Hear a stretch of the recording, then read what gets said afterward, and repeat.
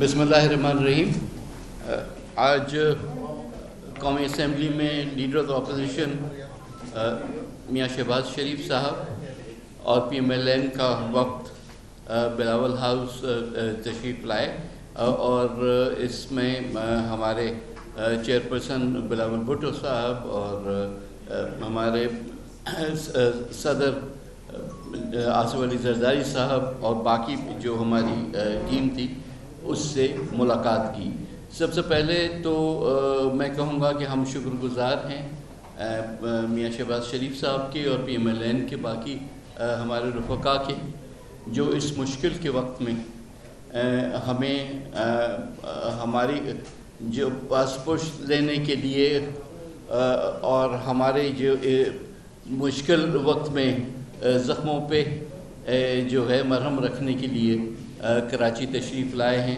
یہ نہ صرف پاکستان پیپلز پارٹی کے لیے بلکہ سندھ کے لوگوں کے لیے ان کا ایک پازیٹیو جسچر ہے جس میں یہ کیونکہ موقع ایسا ہے جہاں پورے ملک کو اکٹھا ہو کے اور لوگوں کی تکالیف کو سامنے رکھ کے اس کا حل نکالنے کی کوشش ہونی چاہیے.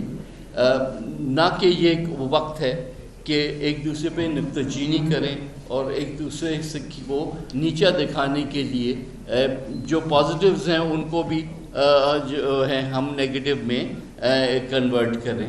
تو ان کا یہاں آنا یہ سگنل دیتا ہے کہ جب ہم چاہتے ہیں تو تمام کی تمام پارٹیز جو ہیں مل کے یہاں کے لوگوں کے لیے اور بدقسمتی سے اب صرف سندھ ہی نہیں بلکہ اور صوبوں میں بھی سیلاب اور بارشوں کا مسئلہ شروع ہو رہا ہے.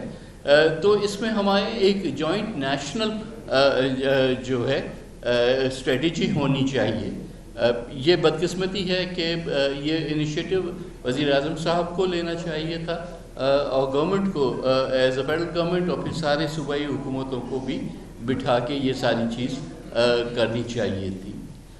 اس سلسلے میں ظاہر ہے کہ جب بات چیت ہوئی تو اس پہ بھی موقف آیا کہ یہ صرف ہم دو پارٹیاں نہیں بلکہ تمام جو پاکستان کی اپوزیشن کی پارٹیز ہیں ان سب کو مل کے اس سلسلے میں ایک جوائنٹ اسٹریٹجی بنانی چاہیے.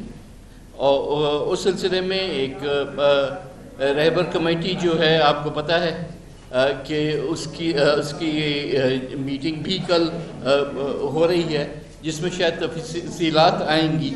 لیکن اب ہم وقت آ گیا ہے کہ ایک آل پارٹیز کانفرنس کی بھی تاریخ آ جائے اور اس کے بعد جو ہے اس کے تفصیلات کل والی میٹنگ میں یا اس کی آپ کو تاریخ بھی دی جائے گی. میں چاہ رہا ہوں کہ ہمارے مہمان آئے ہیں تو وہ آپ سے زیادہ تفصیل میں ان چیزوں پہ گفتگو کریں. اس کے بعد پھر ہم سوال وغیرہ لیں.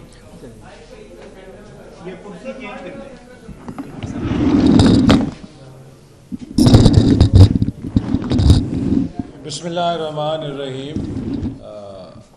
ہم بےحد مشکور ہیں پاکستان پیپلز پارٹی کی لیڈرشپ کے جناب چیئرمین بلاول بھٹو زرداری، سابق صدر آصف زرداری صاحب اور ان کے ٹیم جس میں نوید قمر صاحب، فرحت اللہ بابر صاحب، نثار کھوڑو صاحب، مراد علی شاہ صاحب اور دیگر ساتھی بھی شریک تھے. آج جناب شہباز شریف صاحب لیڈر آف اپوزیشن اور پریزیڈنٹ پاکستان مسلم لیگ نون کراچی آئے اپنی ٹیم کے ساتھ اور ہمارے اس وزٹ کا بنیادی مقصد یہ تھا کہ کراچی میں جو 90 سال کا ریکارڈ ٹوٹا ہے بارشوں کا جن کے نتیجے میں قیامت خیز مناظر دیکھنے میں آئے ہیں اور یہاں کے لوگوں کے لیے نہایت نقصان ہوا ہے، جانی نقصان بھی ہوا ہے، مالی نقصان بھی ہوا ہے، کاروبار کا بھی نقصان ہوا ہے اور ابھی بھی بعض علاقوں میں اس بارش کے اثرات موجود ہیں. تو اس قیامت خیز بارش اور سیلاب کے نتیجے میں کراچی کے عوام کے ساتھ اور سندھ کے اندر جو تباہ کاری عمر کوٹ اور دیگر اضلاع میں ہوئی ہے جہاں پہ لوگوں کی فصلیں بھی تباہ ہوئی ہیں تو ہم اظہار یکجہتی کریں. اور آج جناب شہباز شریف صاحب نے میڈیا کے ساتھ اپنی گفتگو میں اپنی اس تجویز کو پیش کیا ہے کہ ان تباہ کاریوں کے نتیجے میں ضروری ہے کہ وفاقی حکومت صوبائی حکومت کے ساتھ مل کر ایک خطیر امدادی پیکیج کا اعلان کرے تاکہ وہ لوگ جن کا نقصان ہوا ہے وہ دوبارہ اپنے پیروں پہ کھڑے ہو سکیں.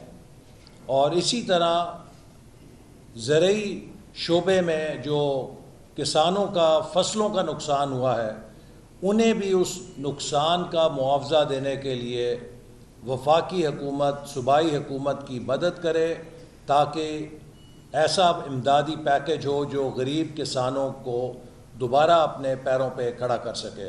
تو ہم حکومت سندھ کو، سندھ کے عوام کو اور کراچی کے عوام کو یہ یقین دلانے آئے ہیں کہ پورا ملک ان کے اس دکھ میں، ان کی اس تکلیف میں شریک ہے، اور ہم قومی سطح پر اپنی آواز یہاں کی تعمیر نو کی کوششوں کو تیز کرنے کے لیے بھرپور طریقے سے اٹھائیں گے.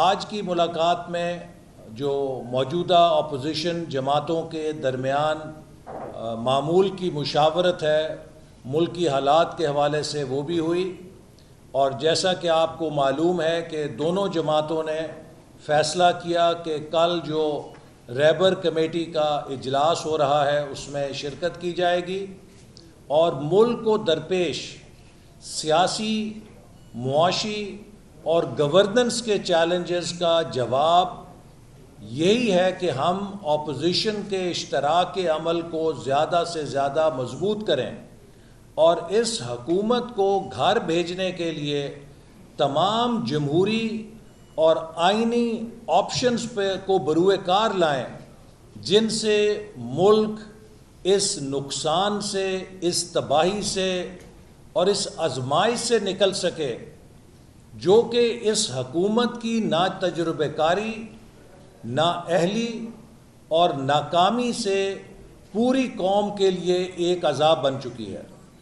ملک کی معیشت تباہ ہو چکی ہے، ملک کی سیاست پراگندہ کی جا رہی ہے، ملک میں انتشار کو فروغ دیا جا رہا ہے، اور ملک کی خارجہ پالیسی بھی اس مقام پر پہنچا دی گئی ہے کہ آج کشمیر کے عوام پاکستان کی طرف دیکھ رہے ہیں، اور ہماری حکومت کو 1 سال سے زیادہ گزر گیا ہے، سمجھ نہیں آ رہی کہ اس نے کرنا کیا ہے.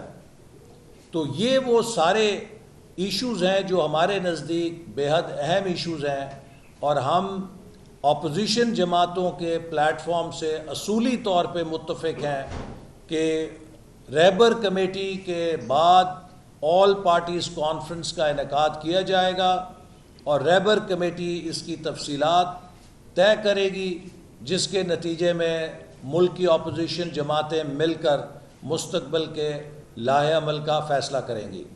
اور آخر میں دونوں جماعتوں نے جو میثاق جمہوریت تھا محترمہ بے نظیر بھٹو صاحبہ اور جناب نواز شریف صاحب کے درمیان جس پر مفاہمت ہوئی تھی اور دستخط ہوئے تھے، اس کے اصولوں کی تجدید کی اور اپنے اس عزم کا اظہار کیا کہ دونوں جماعتیں پاکستان میں آئین کی بالادستی کے لیے، عدلیہ کی آزادی کے لیے، میڈیا کی آزادی کے لیے اور پارلیمنٹ کی خود مختاری کے لیے اور ملک میں جمہوری عمل کے حفاظت کے لیے مل کر جدوجہد کریں گی، اور آپس کا ہمارا کوئی سیاسی اختلاف ان مقاصد میں مل کر جدوجہد کرنے کے راستے میں رکاوٹ نہیں بنے گا، چونکہ یہ وہ آئیڈیلز ہیں جن کے اوپر پاکستان قائم کیا گیا تھا.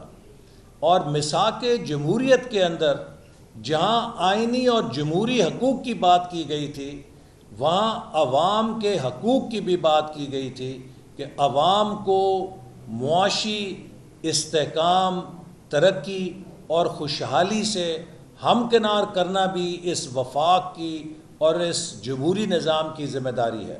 اور آج ہم دیکھ رہے ہیں کہ پاکستان کے عوام کو کمزور کیا جا رہا ہے. پاکستان کے عوام کی معاشی آزادیاں سلب کی جا رہی ہیں, ان کی جمہوری آزادیاں سلب کی جا رہی ہیں, ان کے بنیادی حقوق سلب کیے جا رہے ہیں, اور انہیں معاشی بدحالی میں دھکیل کر کمزور کیا جا رہا ہے. تو پاکستان مسلم لیگ نون اور پاکستان پیپلز پارٹی سمجھتے ہیں کہ پاکستان کا بقا, اس کی مستقبل کا انحصار قائد اعظم کے اس ویژن میں ہے جو اس ملک کو ایک آئینی حکمرانی اور جمہوری حکمرانی کے اصول پر چلتا ہوا دیکھنا چاہتے تھے, اور اس مقصد کے لیے دونوں جماعتیں انشاءاللہ تعالی مل کر اپنی جدوجہد کریں گے. قبل اس لیے کہ میں آپ سے سوالات مانگوں, میں ذرا اس گفتگو کو تھوڑا سا آگے بڑھانا چاہتا ہوں کیونکہ کئی ایشوز پر بات ہوئی تھی.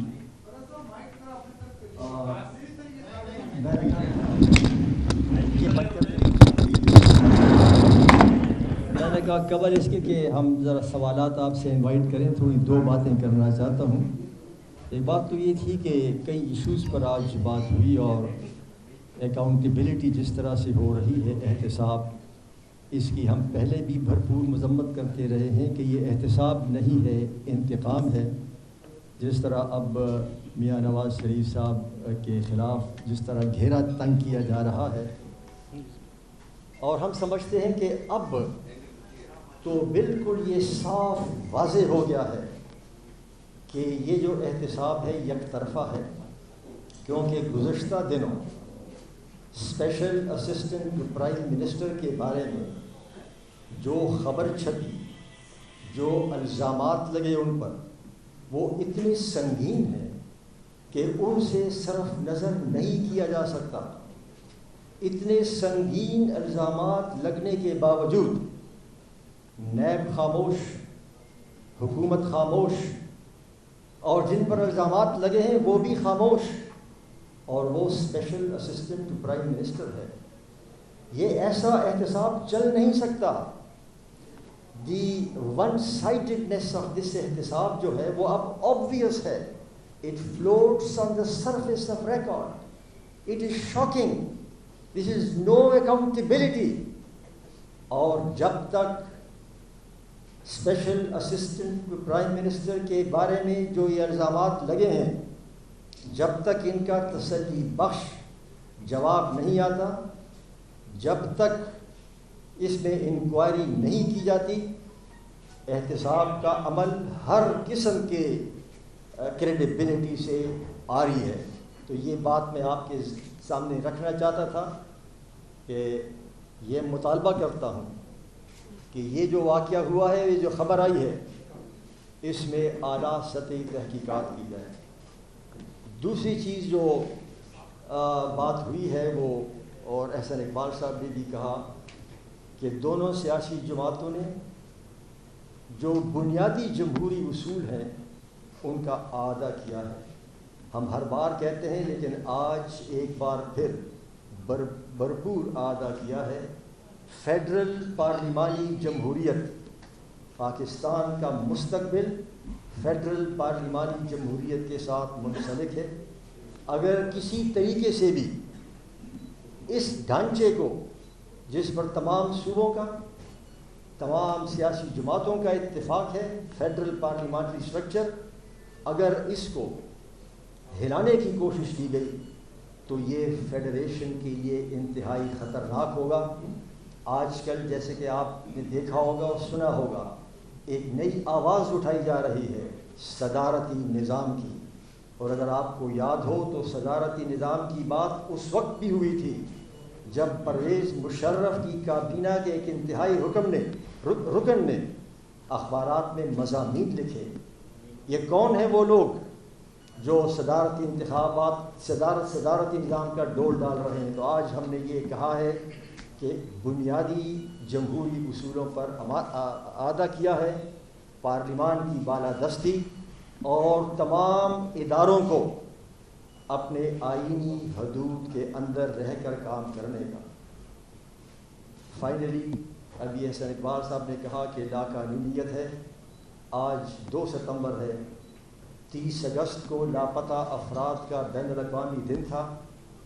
میں سمجھتا ہوں کہ لاپتہ افراد کا جو مسئلہ ہے یہ دن بدن سنگین ہوتا جا رہا ہے، اور یہ اس وقت سامنے آیا جب جنرل پرویز مشرف نے خود اپنی کتاب میں ان دا لائن آف فائر میں اس بات کا اعتراف کیا کہ ہم نے سینکڑوں لوگوں کو CIA کے سپرد کیا بغیر ڈیو پروسیس کے، اور اس کے بدلے میں ہم نے ملینز آف ڈالرز کمائے. اور جب ہم نے احتجاج کیا تو یہ جملہ ان کے اردو ایڈیشن جو کتاب تھی اس میں سے حذف کر دیا گیا. تو مطالبہ کرتا ہوں کہ اس میں تحقیقات کی جائے، لاپتہ افراد کو بازیاب کیا جائے. آپ سب کا شکریہ. اگر کوئی اور بات کر رہے ہیں تو آپ سوالات کریں. کامران جیو سے کامران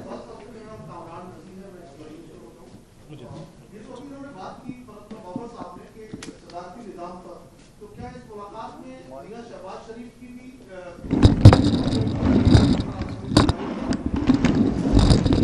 باتیں گردش کر رہی ہیں، اور مسلم لیگ نون کا کیا اس پر موقف ہے؟ جو باتیں ہو رہی ہیں کہ صدارتی نظام لایا جائے، اور اس پر پیپلز پارٹی کا موقف تو انہوں نے دیکھیے پاکستان مسلم لیگ نون کا بھی وہی موقف ہے جو دیگر ہماری جمہوری جماعتوں کا موقف ہے.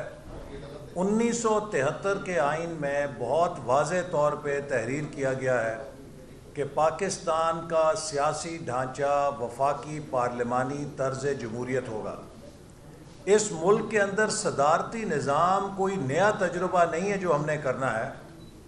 35 سال سے زیادہ تو صدر اس ملک کے اندر بیٹھے رہے ہیں. جب مشرقی پاکستان کا سانحہ ہوا تب بھی صدارتی نظام تھا، اور جب ہمارے چھوٹے صوبوں میں احساس محرومی پیدا ہوا تب بھی صدارتی نظام تھا. 10 سال کا ایوب خان کا نظام صدارتی تھا، 11 سال کا ضیاء الحق صاحب کا نظام صدارتی تھا، مشرف صاحب کا نظام صدارتی تھا، یحییٰ خان جو جنرل تھے ان کا نظام صدارتی تھا. تو اس صدارتی نظام نے پاکستان کو کیا ڈویڈنڈ دیا؟ ملک توڑ دیا، ملک کمزور کر دیا، چھوٹے صوبوں میں احساس محرومی پیدا کی. اور یہی وجہ ہے کہ سب ملکی سیاسی قوتوں نے مل کر اتفاق رائے سے آئین 1973 میں وفاقی پارلیمانی نظام کا بنایا. تو ہم سمجھتے ہیں کہ اب 72 سال کے بعد پاکستان میں تجربوں کی ضرورت نہیں ہے. اگر اس ملک کو چلانا ہے، کامیاب کرنا ہے، تو اس کا ایک ہی راستہ ہے کہ 1973 کا آئین جو ہمارے قائد اعظم کے وشز کے مطابق ہے اسی پر آنکھیں بند کر کے عمل کیا جائے. وہی ایک راستہ ملک کو مضبوط کرنے کا.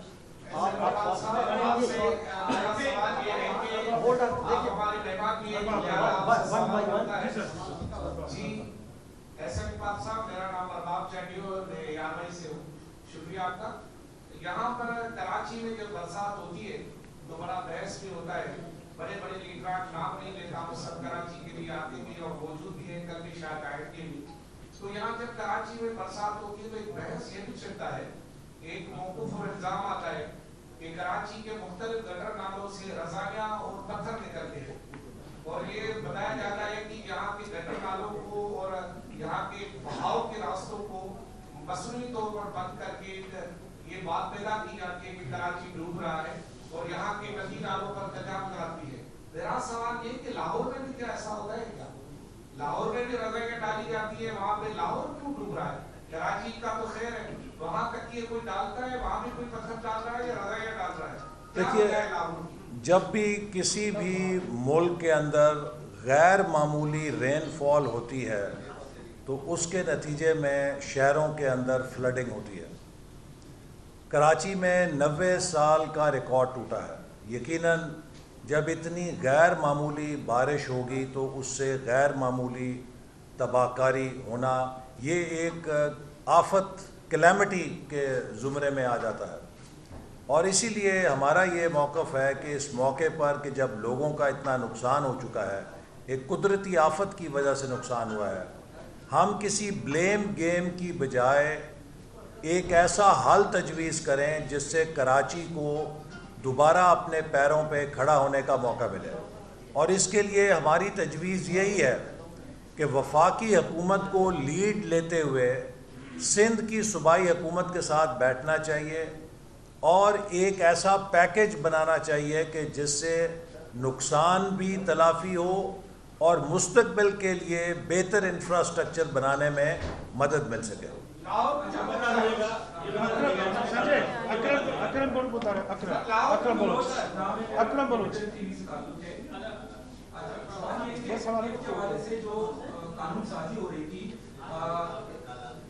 جو سینٹ نے مسترد کیا اس بل کو، اب اس بل کے حوالے سے جو وفاقی حکومت اپوزیشن کو جو ہے نا وہ گھیرے میں لے رہی ہے، اپوزیشن کا اس حوالے سے واضح کیا موقف ہے؟ اور دوسری بات یہ کہ جس طرح ابھی پیپلز پارٹی کا ایک موقف آ گیا وزیر اعظم کے مشیر کے حوالے سے، نون لیگ کا اس حوالے سے کیا واضح موقف ہے؟ دیکھیے، جو آپ نے فیٹف کے حوالے سے قانون سازی پہ سوال کیا، یہ بات ہم واضح کر چکے ہیں کہ اپوزیشن نے اپنی قومی ذمہ داری پوری کرتے ہوئے فیٹف پہ جو قانون سازی ہے وہ قومی جذبے کے تحت کی ہے. اس کا سب سے بڑا ثبوت یہ ہے کہ وزیر خارجہ نے خط لکھ کر لیڈر آف اپوزیشن کا شکریہ ادا کیا ہے اور اپوزیشن کے کردار کو سراہا ہے.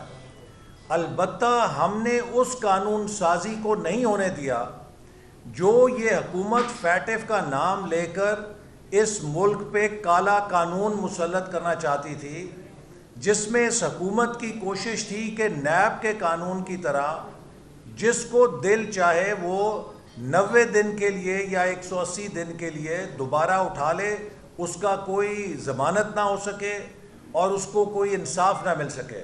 اپوزیشن کا موقف یہ ہے کہ جو بھی گرفتاری کی جانی چاہیے اس کے لیے حکومت ثبوت پیش کر کے عدالت سے اریسٹ وارنٹ حاصل کرے. نیب کے چیئرمین کو سیاہ سفید کا مالک نہیں بنایا جا سکتا کہ وہ حکومت کا جو بھی مخالف ہو اس کو پکڑ لے اور جو حکومت کی چھتری میں ہو اس سے آنکھیں بند کر لے. اور یہی ہمارا سوال ہے. کل آپ کو پتہ ہے کہ ہماری نائب صدر نے بھی اس پر بات کی، لیکن میں یہ بات پہلے بھی کہہ چکا ہوں کہ ہمیں یقین ہے کہ حکومت کے کسی عہدے دار کا کوئی احتساب نہیں ہو سکتا، چونکہ یہ حکومت احتساب پروف ہے. چینی کے نام پہ 300 ارب روپے کا ڈاکہ ڈالا گیا، چوری پکڑی گئی اور اپنے اہم حکومتی ممبر کو رات کے اندھیرے میں حکومت نے اپنی سرپرستی کے اندر ملک سے باہر فرار کرا دیا. آج تک پاکستان کی تاریخ میں نہیں ہوا کہ گندم کی فصل مارکیٹ میں آئی ہو اور 15 دنوں میں آٹا غائب ہو جائے. آٹا مافیا جس نے اس ملک کو، غریبوں کو دونوں ہاتھوں سے لوٹا، ان سے آنکھیں بند کر کے چشم پوشی کر لی گئی. کیوں؟ کہ وہ عمران خان کی حکومت کے ممبر ہیں. ادویات کا اسکینڈل جس میں دوائیوں کی قیمت 500-600 گنا سے 1200% تک بڑھائی گئی، اس اسکینڈل کے اندر وزیر کو برطرف کیا گیا، لیکن وہاں سے نکال کے پارٹی کا سیکرٹری جنرل لگا دیا. کسی نے اس سے سوال نہیں کیا کیونکہ وہ عمران خان کا پیارا ہے. پٹرول کے اوپر ایک رات میں 25 روپے لیٹر اضافہ کر کے تیل مافیا کو اربوں روپے کا فائدہ دیا گیا. کسی نے ان سے سوال نہیں کیا کہ یہ کیوں ہوا، چونکہ عمران خان کے پیارے ہیں.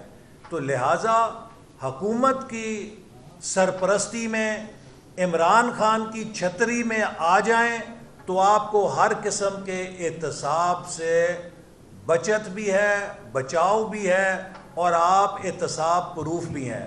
آپ اپوزیشن میں آ جائیں، آپ کا کوئی گناہ نہیں بھی ہے تو احتساب آپ کو گناہ گار بنا دے گا. یہی بات فرحت اللہ بابر صاحب نے کی کہ اس ملک کے اندر یک طرفہ احتساب نے عوام کو بتا دیا ہے کہ یہ حکومت احتساب نہیں کر رہی، یہ سیاسی انتقامی کارروائیوں اور ایجنڈے پر عمل پیرا ہے. جبکہ ہم کہتے ہیں کہ اگر اپوزیشن کا احتساب کرنا ہے تو حکومت کے ان تمام عہدیداروں کو بھی احتساب کے کٹہرے میں کھڑا کیا جائے جن کے ثبوت میڈیا میں سامنے آ چکے ہیں اور واضح دستاویزی ثبوت آ چکے ہیں کہ انہوں نے کرپشن کی ہے یا ناجائز اثاثے بنائے ہیں.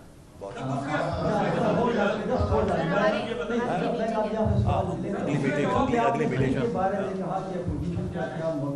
ایک آخری دے دیں کہ ہم ایف اے ٹی ایف کے جو مطالبہ ہے اس کی قانون سازی کے راستے میں حائل نہیں ہیں، لیکن ہم حکومت کو ایسا بل لانے کی اجازت نہیں دیں گے جس کے تحت جی اقبال صاحب ایک سوال ہے. ہم میری بات سنیں، ہم حکومت کو جو بل حکومت لا رہی ہے وہ دراصل بل ہے لاپتہ افراد کو لیگلائز کرنے کا، کہ کسی کو اٹھا لو اور کوئی پتہ نہ چلے. دراصل جب سے یہ مطالبہ ہوا ہے کہ قانون سازی کرو لاپتہ افراد کو بازیاب کرنے کے لیے، آپ ذرا یہ قانون غور سے پڑھیں. یہ جو نیا قانون لا رہے ہیں جس کی ہم نے مخالفت کی ہے اور جس کا ایسے اقبال صاحب نے ذکر کیا ہے، یہ قانون لوگوں کو لاپتہ کرنے کا قانونی جواز مہیا کرتا ہے. ہم ایف اے ٹی ایف کے نام پر ایسے قانون سازی کی اجازت نہیں دے سکتے. قیادت